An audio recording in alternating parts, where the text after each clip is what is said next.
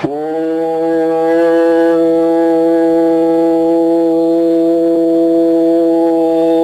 ஈஸ்வரா குருதேவா.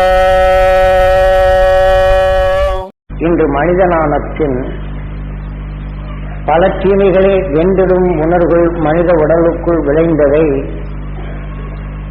நாம் அதை பாதுகாத்தல் வேண்டும். நாம் தவறு செய்யவில்லை என்றாலும் மனிதன் என்ற வாழ்க்கையில் பண்பும் அன்பும் பரிவு கொண்டு மனிதனுக்கு மனிதன் காத்திட வேண்டும் என்றும்,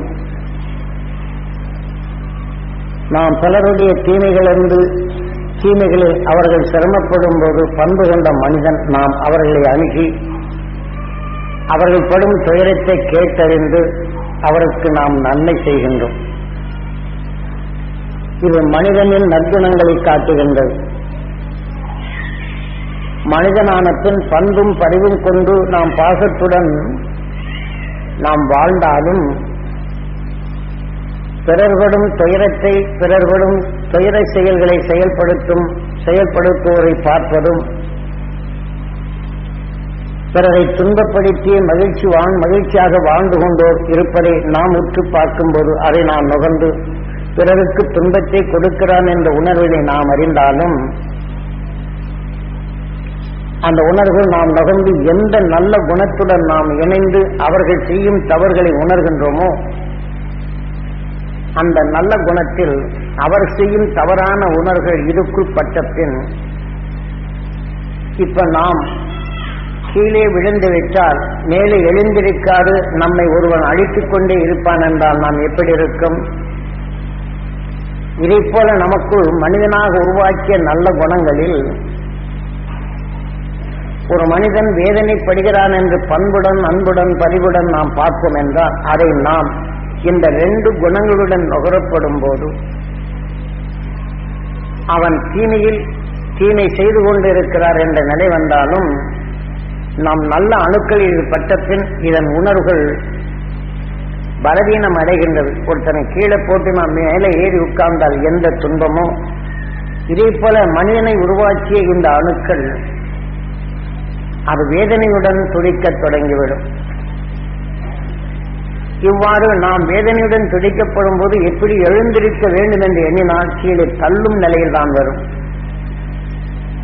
இதை போன்றுதான் நாம் நல்ல மனம் கொண்டு நாம் மனித வாழ்க்கையில் பண்பும் பரிவு கொண்டு நாம் ஒருவரை உற்று பார்க்கும்போது ஒரு மனிதன் இன்னொரு மனிதனுக்கு தீங்கு செய்கிறான் என்றால் அந்த தீங்கு செய்வோனை பார்க்கின்றோம். ஆனால் இவன் தீங்கு செய்வோன் அவன் பதறி அழுவதையும் பார்க்கின்றோம். அப்ப அவனுடைய நல்ல குணங்களின் தன்மை கொண்டு நாம் நல்ல குணங்கள் இணைக்கின்றது.